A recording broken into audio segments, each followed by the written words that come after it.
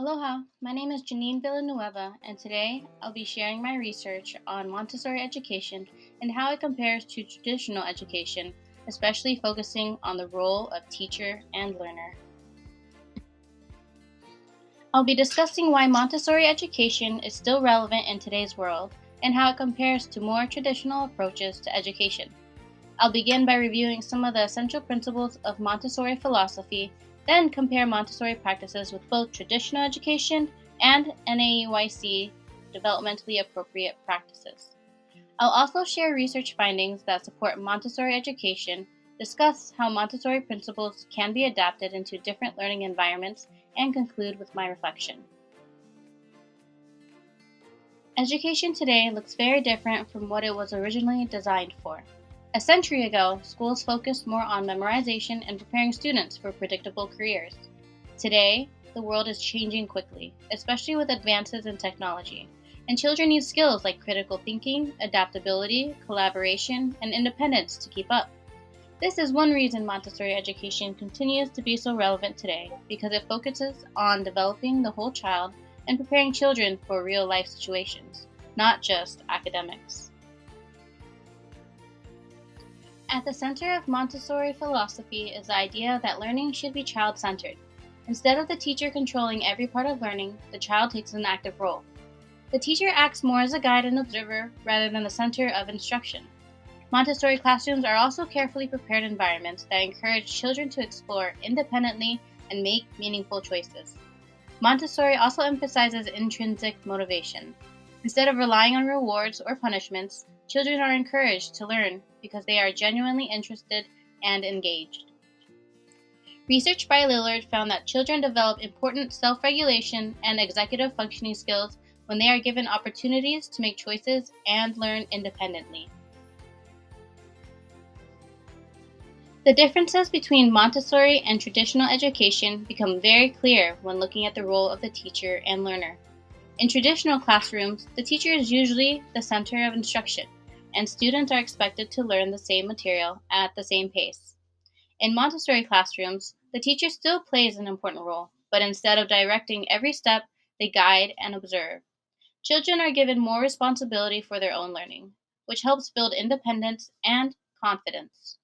Research supports these differences. Studies have shown that Montessori students often demonstrate stronger academic growth, self-regulation, engagement, and intrinsic motivation compared to students in traditional classrooms. Montessori and NAEYC's developmentally appropriate practices share many similarities. Both approach focuses on the whole child and recognize that children learn best through active, meaningful experiences. Both also value social-emotional development, respectful relationships, and developmentally appropriate learning environments. However, Montessori tends to be more child-led and places a stronger emphasis on independence and self-directed learning. Montessori classrooms are also often mixed age and use specific Montessori materials and uninterrupted work periods. Research strongly supports Montessori education. Studies by Lillard found that children in high-fidelity Montessori programs show greater growth in executive function, academic skills, and social problem-solving compared to traditional programs. Other research found that Montessori students experience higher levels of intrinsic motivation and engagement and are more deeply focused in their learning. Recent brain development research also suggests that Montessori environments support creativity, flexible thinking, and problem-solving skills, which are especially important in today's rapidly changing world. Even in non-Montessori settings, many Montessori principles can still be applied. Teachers can focus more on observation and less on control in order to better understand children's needs and interests. Creating calm, organized environments and giving children meaningful choices can also help support independence and engagement. These principles can be adapted into public schools, traditional classrooms, and even homeschooling environments. As a homeschool parent, this course really changed the way I think about education and my role as a teacher. I used to put a lot of pressure on myself to stay on top of lesson plans, my full calendar, and academic expectations because I felt fully responsible for my children's successes or failures.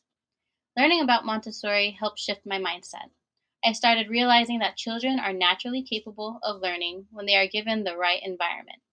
Instead of trying to control every part of learning, I learned the importance of stepping back, observing, and trusting the process more. I also realized that grades are not the main goal of education, but instead serve as a guide to help identify strengths and areas for growth. More importantly, education should focus on helping children become confident, kind, and thoughtful human beings. This course has reminded me to make this journey enjoyable for both my children and myself. Montessori philosophy continues to be just as relevant today as it was a century ago. It promotes peace, understanding, independence, and respect for others, which are especially important in today's world. As the world continues to change, children need skills that go beyond memorization. By shifting the teacher's role from instructor to guide and allowing children to take ownership of their learning, Montessori creates environments where children can truly thrive. Overall, Montessori education supports critical thinking, adaptability, collaboration, and lifelong learning by focusing on the whole child and preparing children not just for school, but for life. This concludes my presentation. Thank you for listening.